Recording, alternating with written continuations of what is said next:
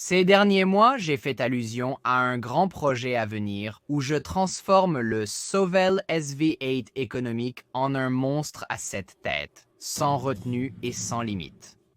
Et je suis ravi de vous annoncer que presque toutes les pièces sont enfin arrivées pour la construction. Donc, dans cette vidéo, je vais décrire les objectifs du projet, expliquer les pièces que j'ai choisies et pourquoi, et partager comment vous pouvez suivre l'évolution alors que nous construisons cette chose. Allons-y. Alors, tout d'abord, que cherchons-nous à accomplir avec ce projet? Eh bien, pour être tout à fait honnête, je n'ai jamais eu d'imprimante 3D avec changeur d'outils auparavant. Donc l'objectif principal va simplement être de me permettre d'avoir une imprimante qui peut réaliser des impressions 3D multimatériaux, en plus des impressions 3D multicolores. Et si je suis tout à fait honnête, je dois vraiment remercier Michael Laus de Teaching Tech pour avoir réellement inspiré ce projet entier, car bien que j'avais définitivement prévu d'améliorer le SVO8 dès le départ, l'idée de le convertir en un changeur d'outils ne m'a même pas traversé l'esprit jusqu'à ce qu'il le fasse. Et j'avais repoussé la construction d'un changeur d'outils parce que je ne voulais vraiment pas passer par l'énorme perte de temps et le tracas de construire encore un autre Voron. Surtout après combien de semaines j'ai investi récemment dans la construction du distributeur de carottes Enraged Rabbit. Cela dit, je veux bien sûr apporter ma propre touche à ce projet, et je n'ai pas non plus de Prusa XL comme Michael, donc j'ai en réalité pas mal de besoins différents, car c'est mon premier changeur d'outils. Tout d'abord, j'aimerais essayer d'avoir plus de 5 têtes d'outils si possible, ce qui me permettra de réaliser des impressions 3D multimatériaux et multicouleurs beaucoup plus complexes, ou de mélanger multicouleurs avec multimatériaux si je le souhaite.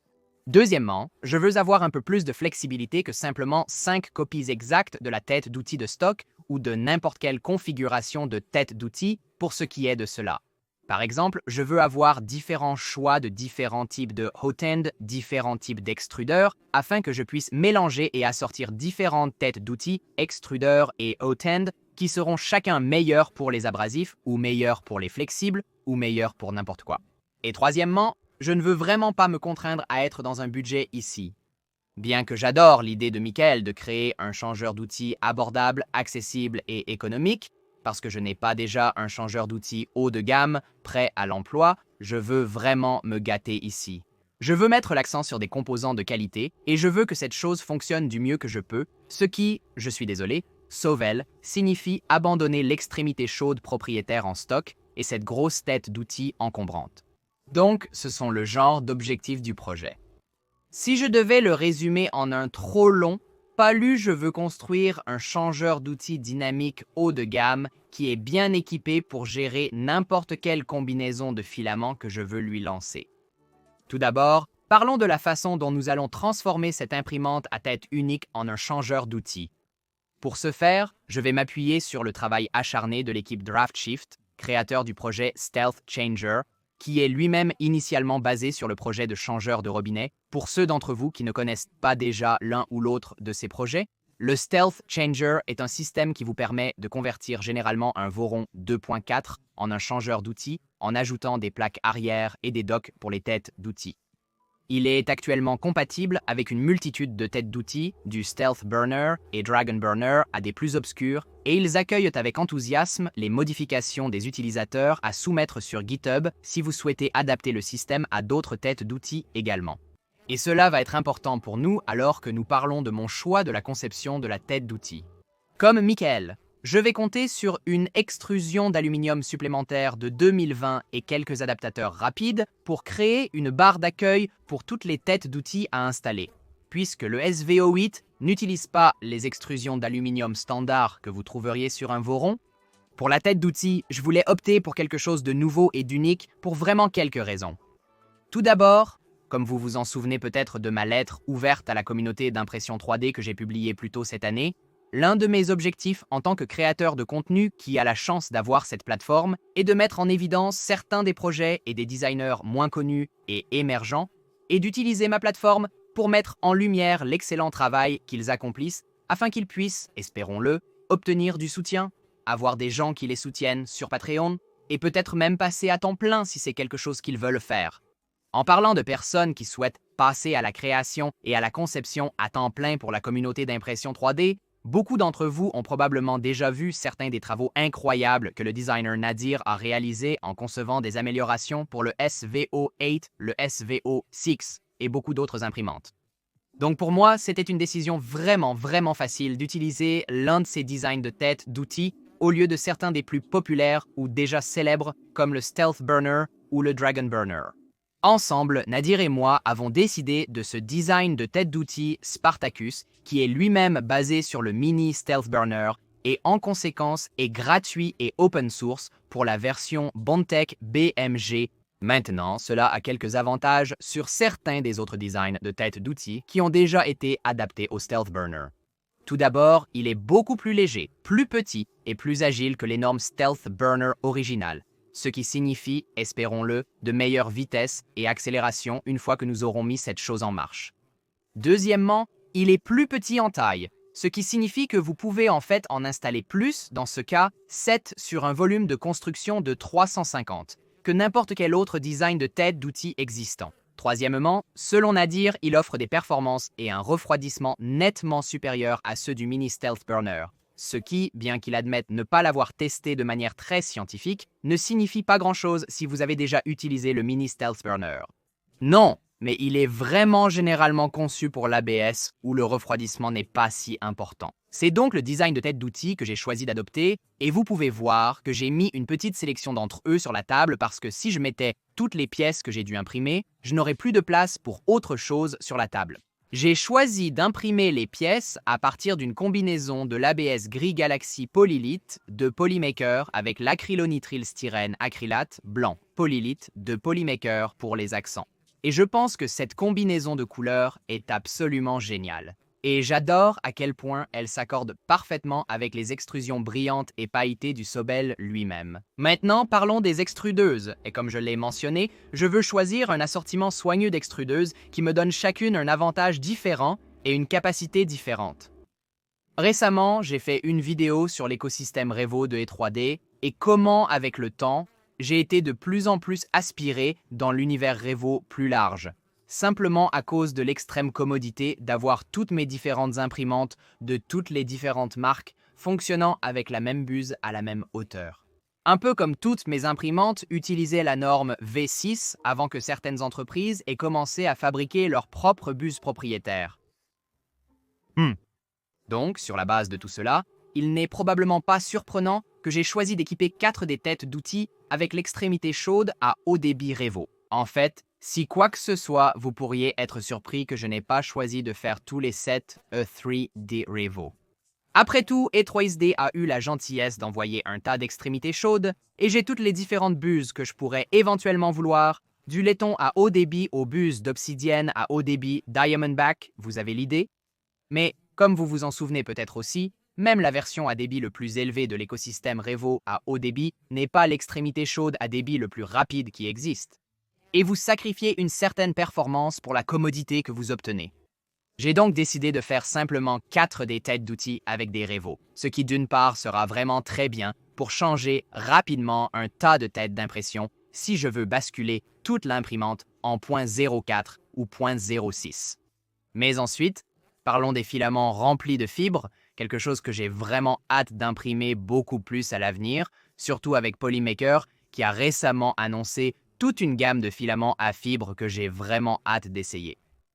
Donc pour ces filaments, j'ai décidé d'opter pour la fibre Drop Effect NextG. Oui, je sais que la plupart de l'usure sur l'extrémité chaude se situe juste au niveau de la buse, et je pourrais facilement rendre la plupart des extrémités chaudes compatibles avec des filaments à fibres en y mettant simplement une buse Gamma Master ou Diamondback, mais je m'inquiète de l'usure à d'autres endroits et j'aime l'idée d'avoir une rupture de chaleur revêtue de rupture de chaleur et simplement une extrémité chaude qui est conçue dès le départ pour gérer des filaments super abrasifs du haut vers le bas. Ensuite, pour des impressions à très haut débit et à grande vitesse, par exemple l'impression ABS ou vraiment rapide PLA à grande vitesse, j'ai décidé d'opter pour 2 autres extrémités chaudes. Seul l'un d'entre eux est arrivé jusqu'à présent et c'est le Fetus Rapido 2. Ultra High Flow. Et l'autre que j'attends encore est le Mosquito Magnum de Slice Engineering. Maintenant, ces deux offrent un débit vraiment très élevé, surtout dans le cas du Rapido. Et j'aime que ceux-ci utilisent de ma collection existante de buses V6, et il me donne la possibilité de tester de nouvelles buses contre d'autres. Si, disons, Bondtech sort quelque chose de nouveau qui nécessite une extrémité chaude V6. Maintenant, j'ai choisi le Rapido 2 Ultra High Flow parce que c'est l'un des extrémités chaudes les plus performantes en termes de haut débit, à moins que vous ne vous engagiez dans le terrier du lapin des extrémités chaudes, personnalisées vraiment très ésotériques et refroidies par eau. C'est vraiment un modèle à très haut débit pour quelque chose que vous obtenez en magasin et qui est pris en charge, et il existe des designs disponibles pour cela. Quant au Slice Engineering Mosquito Magnum, comme ils font partie des rares entreprises qui fabriquent aux États-Unis selon des normes de qualité très strictes, je joue avec l'idée d'utiliser simplement cette extrémité chaude comme une extrémité chaude pure, propre et non contaminée pour les filaments et les impressions alimentaires, comme le PETG non huilé ou classé alimentaire par exemple. Mais j'aimerais que vous me fassiez savoir dans les commentaires ci-dessous ce que vous pensez de ma sélection complète d'extrémités chaudes et de cette décision, et aussi ce que vous utiliseriez chaque extrémité chaude différente pour. Au fait, c'est probablement aussi le bon moment pour mentionner que pratiquement toutes les pièces pour cette construction ont été fournies gratuitement par les différentes marques que je mentionne, alors merci à toutes ces entreprises et à celles qui viendront plus tard dans la vidéo pour avoir sponsorisé ce projet avec tout ce dont j'avais besoin pour réaliser cette construction.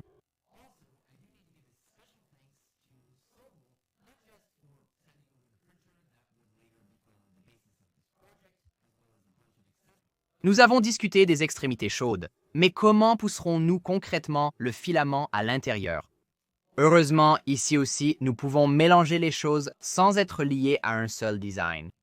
Non seulement Nadir a un design qui utilise le genre de pignon extérieur standard Bondtech BMG, mais il a aussi un design qui utilise le système Bondtech extrudeur à grand engrenage moins connu, ou l'extrudeur à grand engrenage. C'est cool parce que, comme vous vous en souviendrez de certaines de mes vidéos récentes, je veux vraiment expérimenter non seulement avec des impressions TPU et thermoplastique élastomère multimatériaux, mais j'ai aussi récemment ramassé des 70A et 75 et AA TPU et thermoplastique élastomère S super flippant que j'ai eu beaucoup de mal à imprimer avec ma gamme actuelle d'imprimantes. J'ai donc consulté les gens bien de chez Bondtech, que vous pouvez ajouter à la liste des personnes qui ont sponsorisé ce projet avec des produits, et ensemble, nous avons décidé d'opter pour 5 têtes d'outils BMG standard et 2 extrudeurs à grand engrenage parce qu'il est peu probable que je veuille jamais imprimer plus de 2 couleurs de matériaux flexibles à la fois, et même si je le fais, le BMG peut toujours gérer un certain niveau de filament flexible. Il n'est simplement pas aussi confiant pour le faire que le LGX. En ce qui concerne les moteurs, le matériel, les ventilateurs et tous les petits détails, il n'est pas surprenant que j'ai choisi les moteurs LDO que Jason de chez LDO a eu la gentillesse de fournir. Personnellement, vous m'avez vu construire plusieurs kits LDO. J'ai réalisé le Voron 2.4 et le 0.2. Voici donc toutes les pièces mécaniques, mais il faut maintenant comprendre comment les faire fonctionner ensemble. Après mes récentes difficultés avec certains câblages de bus Controller Area Network et le manque de ports de ventilateur sur certaines des cartes d'outils de bus Controller Area Network les plus courantes, j'ai décidé que cette construction devrait être un peu différente et un peu plus simple en termes de câblage. Premièrement, comme le SP08 communique déjà avec la tête d'outil via le protocole USB, il est un choix évident pour utiliser une véritable carte de tête d'outil USB que LDL Motors a justement récemment développé et lancé. Donc Jason a eu la gentillesse d'envoyer 7 des cartes de tête d'outils Nighthawk 36 qui incluent, Dieu merci, tous les câbles professionnellement fabriqués et sertis, parce que, soyons honnêtes, mon historique de sertissage de connecteurs de Bus Controller Area Network n'est pas bon. Quant à la carte de contrôle principale, je veux en fait essayer d'utiliser la carte de contrôle originale, mais j'ai quelques cartes de rechange ici de Mellow, Big Tree Tech et MakerBase, juste au cas où je ne peux pas faire fonctionner les choses de manière fluide. Ensuite, pour connecter A à B, C, D, E, et vous avez compris l'idée, nous allons utiliser juste un hub USB alimenté bon marché que j'ai acheté sur AliExpress, bien que je lorgne sur la carte spécialisée que Michael utilise dans sa construction, au cas où cela ne fonctionne pas aussi bien que j'en ai besoin. Enfin, parlons boîtier et écran. Pour être honnête, c'est probablement la chose à laquelle j'ai le moins réfléchi, et je pense que je vais finalement juste utiliser ceux fournis par Sovel, bien qu'avec quelques modifications. Je devrais par exemple modifier le support d'écran en utilisant le modèle de Nadir, et je suis assez sûr que pour faire de la place pour les têtes d'outils et le câblage, je vais devoir imprimer la colonne montante que Nadir vend sur Print printable. Maintenant, je suis assez sûr que cela couvre tout pour le matériel à part quelques petites choses ici et là. Par exemple, je comptais simplement acheminer les câbles à l'aide d'un tube polytétrafluoroéthylène et l'utiliser comme une sorte de support de câble. Mais je suis sûr qu'il y a des angles morts que je ne vois pas. Et parce que Nadir est un nouveau papa et qu'il n'a tout simplement pas eu le temps de se mettre à construire son propre design encore, je suis en quelque sorte le département de test bêta sur celui-ci. Alors faites-le moi savoir dans les commentaires si je manque quelque chose ou si j'ai un angle mort dont je ne suis pas du tout conscient. Très bien. Donc, maintenant que nous avons discuté de tout le matériel et que j'ai presque tout ici et imprimé, parlons des prochaines étapes et du plan d'attaque ici. Plutôt que de faire ce que je fais presque toujours et de mordre plus que je ne peux mâcher, je vais commencer par construire une ou deux des têtes d'outils et les monter réellement sur l'imprimante, les câbler, les faire communiquer avec la carte et toutes ces différentes choses. Certains d'entre vous savent que j'ai tendance à éviter et à procrastiner tout ce qui concerne l'électronique et le logiciel et à m'échapper dans les choses mécaniques du bâtiment que je préfère vraiment beaucoup. Mais sur ce projet, je ne veux vraiment pas me creuser un trou si profond quand je ne sais pas si tout va réellement fonctionner correctement. Je ferai de mon mieux pour construire ce projet au complet lors d'une série de streams en direct. Donc, si vous voulez vérifier comment je m'en sors et me donner un peu de soutien, cliquez ci-dessous pour visiter la chaîne et ensuite allez à l'onglet en direct ou assurez-vous simplement de cliquer sur l'icône de la cloche ci-dessous pour être averti lorsque je suis en direct. Comme vous le savez d'après les projets passés, j'apprécie vraiment le soutien et la compagnie lorsque j'entreprends ces constructions massives de plusieurs jours. J'adorerais que vous passiez. Et maintenant, il est temps pour moi de me mettre au travail. C'est tout pour cette semaine, on se voit à la prochaine couche. Par où vais-je commencer avec ça?